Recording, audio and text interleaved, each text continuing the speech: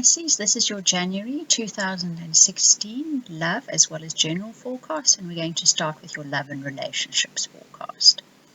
The first card that comes up is that of the Four of Swords.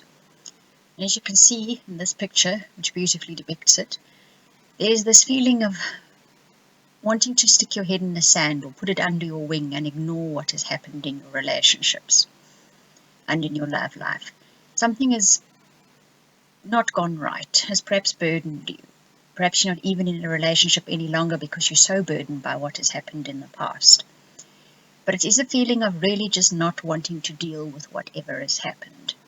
Now the card that comes up with that is the card of why. And this means you need to lift your head up and you need to ask yourself some serious questions. Why did you end up here? Is the most important question. What was your motivation? Forget about what the other person did and said. You need to look at how come you ended up here. What did you not do? What did you not say? What did you do? What did you say? Not because this is a blame question, but because this is a thing of looking at what motivated you to end up in this situation. And if you come to understand what those motivations were, you will not be in this spot ever again.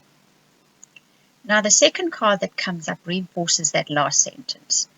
You can rise above this. You can integrate all these pieces of yourself that are now scattered and fragmented. And even though you feel as if you cannot lift your head and take that step forward, you can. As tired and as perhaps bullied as you are feeling by life and your relationships, lift your head up, ask yourself those questions and push forward, because you will rise above this. The peace card that comes with this says as much. You will find that peace. Once you answer the questions, you will find that peace within yourself. Then you can go forward with a totally different attitude. The next card you get is that of the Eight of Swords. And the Eight of Swords has sort of got all the eggs in one basket. You've actually managed to gather all that stuff together, figure it out, and now you are ready for the next step. And because you have done this, the leg up card comes along. You're going to be given help. Somebody is going to give you help, or the universe, God, Spirit, whomever is going to give you help, because you helped yourself, because you dealt with the situation. And even though it seemed as if it was overburdening and too much of a problem, and you did not feel like dealing it, because you have now lifted your head, straightened up all those swords, arranged them neatly, you can make sense of it and you can move ahead, and you will be given help to do this because you made the effort. Now, the little overarching card that came up, I kept till last. Usually I would bring it up first, but because look what's going to happen. Love, sweet love. That's what's in store for you. Once you have gotten over this hurdle, be it just a mental hurdle, and I have a feeling it is more of a mental hurdle than anything else, love will flow sweetly back into your life again. And what more could you ask for in love and relationships? Okay, now your general forecast. You are about to celebrate something. Something is about to be successful. And this is reinforced by the New Moon Promise card, which says that something which you have been plugging away at or working away at or planted the seed for is about to sprout forth and germinate beautifully, and you're going to have reason to celebrate this. It's time for whatever that project is, or that something you were working on in the background. It's time for the light to shine on it, for people to see it, for you to be successful, for it to start growing and to get recognition for it.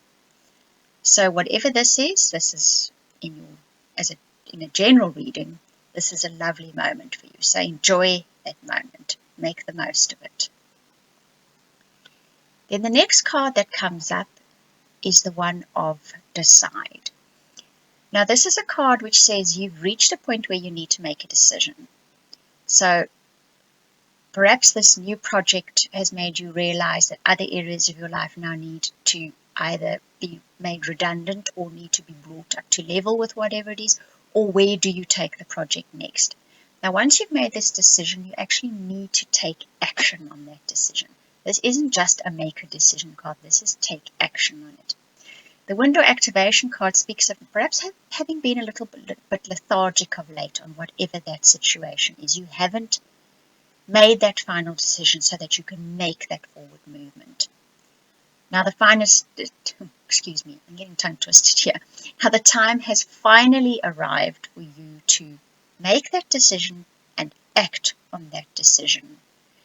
To make the effort to act on that decision. That could also be what's been holding you back, is that you know what you need to do, but the effort required to do it has been holding you back. But now the time has finally arrived where you need to make that forward movement, especially given those first two cards where you are now victorious in something, you've achieved something.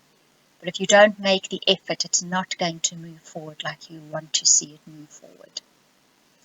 Then your outcome cards is that of listen and communicate. Now what's important about this is communication, and I say this every time this card comes up, is a two-way street.